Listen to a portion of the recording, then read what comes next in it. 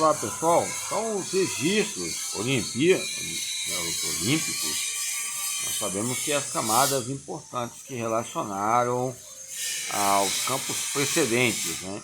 Como eu falei sobre Munique, 1982. 60 ali é um marco histórico, é um gerenciamento que vincula teias e teses sociais, ok? É lógico que quando falamos sobre nadadores como o judeu Mark e o Afeganistão e outras regiões, também nos coloca tratados e travessias que venham a preocupar os nossos pensamentos históricos relacionados até hoje, essas guerras atuais, com respeito à Arábia Saudita, respeito aos judeus e outras questões de outras engrenagens relacionadas aos muçulmanos. E temos que caber também a respeitar os muçulmanos, que tenham uma religião também que tenha os campos de quantidades e aspectos atribuintes, né, que contribuem nessas questões importantes. Nós temos que respeitar essa cultura corporal. Vamos lá, então os níveis do Bob Bjorkman saltou 8,9 metros em distância. João Carlos de Oliveira conseguiu 17,89 metros no salto triplo. Os modernos métodos de treinamento. Então, é o Marinho, não é o Vitor Marinho de Oliveira, tem o Marinho, que ele fala sobre correntes, métodos de correntes históricas ligadas aos ensinos de educação física, ok? Então, quando falamos sobre treinamento, campo sofisticado, a fisiologia e Roma, é lógico que alguns falam sobre os autores, ao meu ver, eu falo quando o próprio Max Weber, quando fala sobre o ópio, está muito sobre o Freud estudou sobre ele, os dois um discutindo com o outro. Não sei se o Freud estudou mais sobre o Max Weber, quando fala sobre o ópio, fala sobre a cocaína, né, e as questões de analgésico na época, que tinha uma pesquisa relacionada a essas questões, porque é lógico que tinha muitas guerras, e muitas vezes, sendo anestésico, a cocaína era um meio também de vincular de um canal de compostos que podiam diminuir essa questão de êxtase ligado às provas, lutas, e que venha vincular. A maioria da gente pensa que é só outros povos, mas muitas vezes os povos tinham uma etnia ligada ao campo, né, sacroplasmático, né? Sarcoplasmático, ok?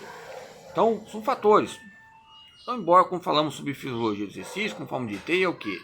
Lembramos da aranha, teia social. Quando fala sobre o ópio, quando fala teia social, lembramos do Max Weber falando sobre teia social, o que?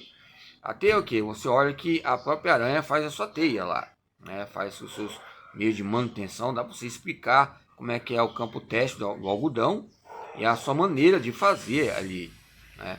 Alguns falam, né, que é questão de não é bom você explicar como é que é a maneira que acontece, mas é algo simples. Ali chega a vítima, aí fica lá parada onde está, depois ela vai voltando, vai passando, meio de sedução, e ali chega o momento de, ou seja, se alimentar.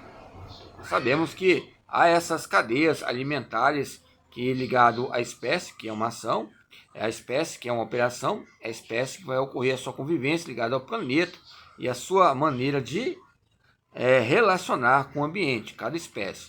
Embora nós somos seres humanos e gente, animais racionais, tem momentos que saímos da racionalidade, os pés, ou seja, na terra, para fazermos algo flutuante que fora da racionalidade, mas que ainda dê certo nos campos sofisticados que relacionam o treinamento. Okay? Então, essa teia social que relaciona o tecnicismo, relaciona o tradicionalismo, os campos tradicionais, vincula um campo de transparência ligado à educação, é ciência. Eu vou abranger maior, educação física é ciência. Se eu colocar educação é ciência, já tem uma complicação muito grande. Se eu colocar educação física, já tem essa marginalização, né? Desde a antiguidade clássica. E mais lógico que quanto mais tem movimento, mais a própria maneira de demonstrar que a própria disciplina ela tem um recipiente pedagógico muito aplausível diante das histórias, Aristóteles, a metafísica, os termos copiosos, idiomas, ímpar, par, as maneiras que são colocados entre a ciência, ou seja, esses campos idiomáticos que vão chegar a relacionar conflitos que vêm dominar a ciência. Okay? Então, quando falamos de teias, falamos também de círculos que ocorrem. Às vezes você vai para um lugar, você não consegue sair mais, ficar aprisionado. Lembra que eu falei aqui sobre o Cristóvão Buarque? Que ele fala sobre o quê? Muros científicos, okay? Há aprisionamentos e muros científicos. Então, nós ficamos nessa teia, esse ópio que condiz a própria maneira de saberes, relacionado à alienação e libertação. Como citei o Barbosa, 1997, que quantifica, que determina objetos que venham relacionar a nossa vida diária. Educação física é ciência. A educação física é uma limonada que é um método próprio que muitas vezes acontece diariamente e não sabemos, que relaciona as atividades humanas, desde milênios, séculos, esses períodos em substantivos que vêm a substanciar a nossa vida diária. O científico e a ciência, o científico, ou seja, o próprio meio de cientificarmos a nossa maneira de viver a cada dia no campo de investigação. Aonde é uma investigação, há uma utilização. Uma investigação pode ser o corpo, a investigação pode ser o quê? As maneiras que você tem nas suas mãos para você pesquisar. Essa investigação tem a utilização. Que tipo de utilização você vai ter? Agora você vai ter que ter um diagnóstico, uma ficha de anamnese, uma ficha histórica, e esses fatores colocam o quê? Maneiras metódicas para chegar a um caminho a ser trilhado. O que os pressupõe nessas questões de previsões, ocorrências, determinados fatos que são experimentados. Aonde é uma experiência, é feito. É algo feito. Aonde é uma experiência, feito. Ou seja, o João coloca um casamento, experiência e feitos. Experiência e feitos. Por quê? Onde tem experiência, houve algo feito. Experiência e feitos. Esse casamento entre experiência. A experiência quer dizer que eu tenho o quê? Maturidade. Então foi feito um esforço para sobreviver. O esforço é além da força? É lógico, pode ser além da sua fadiga. Não pode ser além da força, porque você não vai ter força. São fatores que são colocados entre o objeto e o sujeito e o objeto. E essas maneiras determinantes ligadas ao próprio movimento. Quando eu determino o movimento no local da cultura onde eu estou, já citei o próprio, não do Mazadier, ou Santin, outros autores, que salientam a própria corporeidade.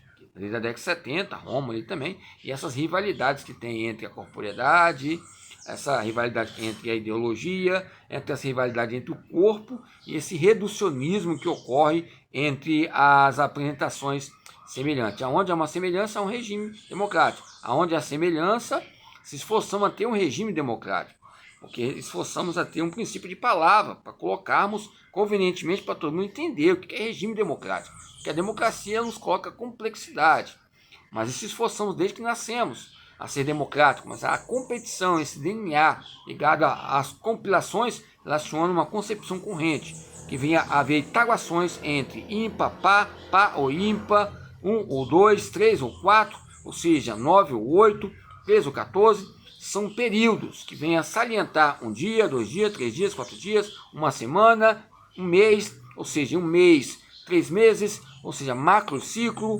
anos, ou seja, 24 horas, 12 horas, ou seja, ao meio-dia, são meio relaciona fatores que vêm a correlacionar essas considerações indiretas e diretas ligado ao próprio treinamento. O que é educação física? É ciência?